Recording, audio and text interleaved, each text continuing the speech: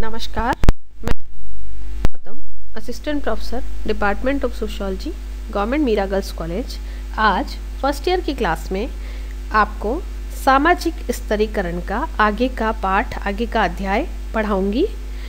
अब तक हम पढ़ चुके हैं सामाजिक स्तरीकरण क्या है, इसके लाभ क्या हैं, इसकी हानियाँ क्या है और यह क्यों समाज में व्याप्त रहता है। मेरे पुराने वीडियोस देखकर मैंने देखा आप लोगों ने कमेंट किया है कि आप प्रकार्यवादी सिद्धांत के बारे में भी जानना चाहते हैं, तो उसी कमेंट को ध्यान में रखते हुए आज मैं ये वीडियो बनाने जा रही हूँ। आज के इस वीडियो में हम पढ़ेंगे सामाजिक स्तरीकरण के सिद्धांत।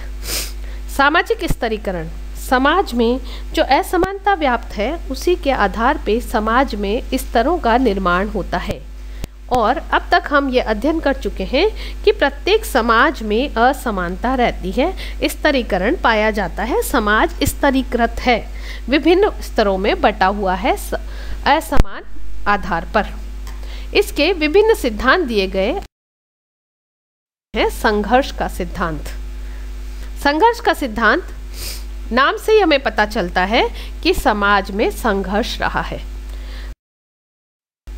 कार्ल मार्क्स के द्वारा दिया गया। उन्होंने अपनी पुस्तक कम्युनिस्ट मैनिफेस्टो में कहा कि आज तक का जो भी समाज अस्तित्व में आया है उनका इतिहास वर्ग संघर्ष का इतिहास रहा है, अर्थात प्रत्येक समाज में वर्ग संघर्ष पाए जाते हैं। तो प्रत्येक समाज में जब वर्ग संघर्ष पाए जाते हैं तो इसका तात्पर्य यह है कि प्रत्येक युग में सामाजिक वर्ग हमेशा मौजूद रहे हैं और उनमें परस्पर संघर्ष रहा है। प्राचीन समय में स्वतंत्र और दास, कुलीन और अकुलीन, सामंत और अर्धदास, अत्याचारी एवं पीड़ित आदि वर्ग रहे हैं। इनमें सभी में आपस में वर्तमान समाज पूंजीवादी समाज है। पूंजीवादी समाज में भी पूंजीपति और श्रमिक रूप से वर्ग पाए जाते हैं।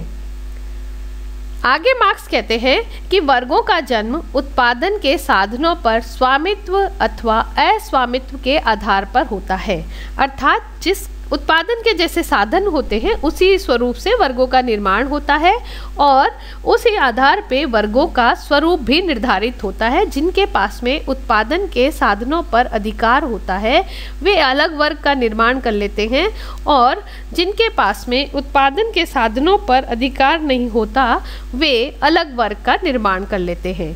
और जिनका उत्पादन के साधनों पर अधिकार होता है वे नियम बनाते हैं, कानून बनाते हैं और दूसरा वर्ग जो साधनों से वंचित है वह केवल नियमों का पालन करता है और इसी आधार पर उनके बीच में संघर्ष पाया जाता है। क्योंकि जब जिसके पास साधन नहीं है, जो वंचित है, वह भी संगठित हो जाता है तो वह सत्ता को पलटने की बात करता है और समाज में इससे संघर्ष आता है और इस संघर्ष से ही समाज में परिवर्तन आता है।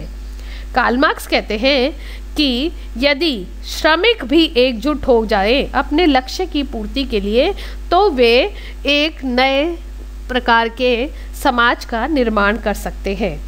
वे कहते हैं, दुनिया के मजदूरों एक हो जाओ, तुम्हें तुम्हारी बेड़ियों के सिवा कुछ नहीं खोना है। और इस तरह से समाज में संघर्ष की बात कार्ल मार्क्स के द्वारा की गई। अगला सिद्धांत हम ले रहे हैं प्रकार्यवादी सिद्धांत। सामाजिक स्तरीकरण का प्रकार्यवादी सिद्धांत डेविस और विल्बर्ट मूर के द्वारा दिया गया। उन्होंने अपने एक लेख सम प्रिंसिपल्स ऑफ स्ट्रैटिफिकेशन, उनके लेख का नाम है सम प्रिंसिपल्स ऑफ स्ट्रैटिफिकेशन में सामाजिक स्तरीकरण के प्रकार्यवादी सिद्धांत को प्रतिपादित किया। उन्होंने कहा कि कोई भी समाज वर्ग विहीन नहीं है, सभी समाजों में संस्तरण पाया जाता है। सभी समाजों में स्तरीकरण इसलिए पाया जाता है कि प्रत्येक समाज यह महसूस करता है कि सामाजिक संरचना में व्यक्तियों का कोई न कोई स्थान निश्चित होना चाहिए तथा विभिन्न पदों को प्राप्त करने के लिए उन्हें प्रेरणा दी जानी चाहिए। और इस प्रकार सामाजिक विषमता समाज में अचेतन रूप में विकसित होती है और इसके द्वारा समाज ऐसी व्यवस्था करता है कि सबसे महत्वपूर्ण पदों पर सबसे महत्वपूर्ण व्यक्ति ही पहुँचे। डेविस कहते हैं, समाज के विभिन्न पदों के लिए विभिन्न योग्यता एवं बुद्धि की आवश्यकता पड़ती है तथा कुछ व्यक्तियों का महत्व अधिक होता है।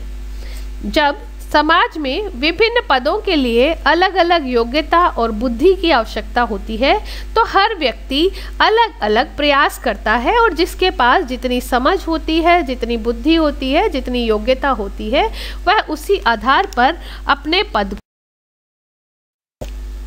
समाज भी डेविस के अनुसार 3 प्रकार से व्यक्ति को पुरस्कार देता है। पहला, समाज वे वस्तुएं देता है जो व्यक्तियों के जीवन धारण और आराम के लिए आवश्यक होती है, अर्थात समाज व्यक्ति की बेसिक नीड्स। सेकंड, समाज मन बहलाव तथा सौंदर्य तथा बोधात्मक प्रकृति की वस्तुएं प्रदान करता है, अर्थात जब बेसिक नीड्स पूरी हो जाती हैं तो समाज एंटरटेनमेंट की सुविधाएं भी देने का प्रयास करता है। इससे भी अधिक व्यक्ति योग्य है तो उसके सम्मान की पुष्टि करने वाली वस्तुएं प्रदान करता है, अर्थात प्रतीकात्मक प्रोत्साहन देता है। तो समाज उसकी योग्यता के आधार पर 3 प्रकार से पुरस्कृत करता है। एक, व्यक्ति की बेसिक नीड्स पूरी करता है। सेकंड, व्यक्ति को एंटरटेनमेंट के साधन उपलब्ध कराता है। और तीसरा, व्यक्ति को सम्मान दिलाता है। वह सब कुछ उसके योग्यता पर निर्भर करता है। जैसे कि वीरता का प्रदर्शन करने पर सैनिकों को अलग अलग तरह के परमवीर चक्र, महावीर चक्र दिए जाते हैं और अन्य कई अच्छी उपलब्धियां होने पर राष्ट्रपति द्वारा भारत रत्न, पद्म विभूषण, पद्मश्री आदि उपाधियां सम्मानजनक रूप से दी जाती हैं। तो ये व्यक्ति को कार्य करने के लिए प्रेरित करते हैं, व्यक्ति को समाज में संस्तरण को प्रदान करते हैं कि अलग अलग योग्यता वाला व्यक्ति अलग अलग पदों को प्राप्त करेगा। सिद्धांत है मैक्स वेबर का सिद्धांत। मैक्स वेबर भी सामाजिक स्तरीकरण को उत्पन्न करने में वर्गों के महत्व को स्वीकार करते हैं। वे वर्ग के निर्धारण में आर्थिक कारकों के महत्व को स्वीकार करते हैं। संपत्ति पर अधिकार, सामाजिक अवसर एवं जीवन संबंधी सुविधाएं वर्ग निर्धारण के लिए महत्वपूर्ण है। मार्क्स कहते हैं कि वर्ग निर्धारण में आर्थिक जो पक्ष है, आर्थिक के साथ साथ सत्ता और शक्ति भी महत्वपूर्ण है। जिस प्रकार व्यक्ति के पास सत्ता होती है, शक्ति होती है और धन होता है, वह उतना ही समाज में उच्च पद को प्राप्त करता है।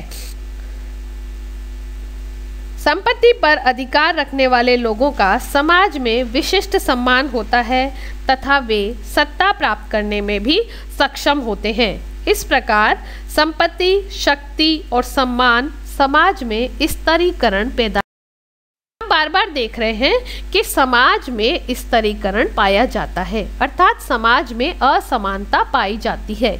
और जब समाज में असमानता पाई जाती है तो उस असमानता के विभिन्न आधार हैं, चाहे उसे हम अर्थ के आधार पे, धन के आधार पे, सत्ता के आधार पे, शक्ति के आधार पे या सम्मान के आधार पर देख सकते हैं। इसके 3 सिद्धांतों को अभी तक हम पढ़ चुके हैं, संघर्ष का सिद्धांत, प्रकार्यवादी सिद्धांत और मैक्स वेबर की थ्योरी।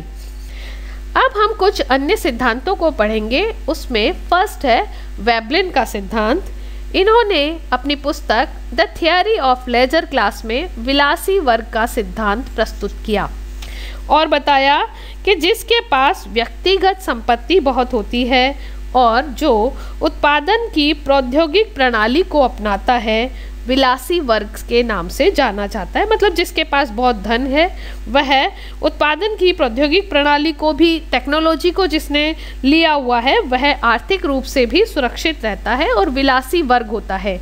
इसके पास में बड़े बड़े उद्योग, व्यापार, बैंक, कानून व्यवस्था, औद्योगिक संस्थान सभी इसके साथ में जुड़े होते हैं और ये अपने आर्थिक बल के आधार पर अन्य लोगों से भी सुविधाएं और आराम प्राप्त करता है और अन्य लोगों पर अपना प्रभुत्व जमाता है। यह वर्ग किसी भी प्रकार का उत्पादन कार्य नहीं करता, तो यह केवल उत्पादन के साधनों पर अपना अधिकार रखता है। इसी में आगे वेबलिन कहते हैं कि समाज में दो वर्ग पाए जाते हैं, वह जो अनुत्पादक होते हुए भी अपनी आर्थिक शक्ति के कारण विलास की वस्तुओं का उपभोग करता है। एक तो वह होता है जिसके पास में आर्थिक सुदृढ़ता है, इसलिए वह विलास की वस्तुओं का उपभोग करता है, और सेकंड जो उत्पादन कार्यों में लगा होने पर भी उसकी आर्थिक क्षमता कमज़ोर है, इसके कारण उपभोग करने में असमर्थ होता है, और इसी कारण समाज में स्तरीकरण आता है। वेबलिन ने अपने थ्योरी में यह बताने का प्रयास। अगला सिद्धांत है वार्नर का। वार्नर ने अमेरिकन समाज में वर्ग बनने के आधारों का अध्ययन किया और कहा कि सम्मान और परिस्थिति समूह वर्ग निर्माण में सहायक है। इन्होंने भी सम्मान को और परिस्थिति समूह को वर्ग निर्माण के अंतर्गत देखा और वर्ग निर्माण में सहायक होने के रूप में कहा। उन्होंने अमेरिकन समाज में विभिन्न वर्गों का अध्ययन किया और कुछ आधारों के आधार पर समाज में ये बताया कि वहाँ 6 वर्ग पाए जाते हैं। अगला सिद्धांत है सी राइट मिल्स का। सी राइट मिल्स ने स्तरीकरण के लिए शक्ति को महत्वपूर्ण माना।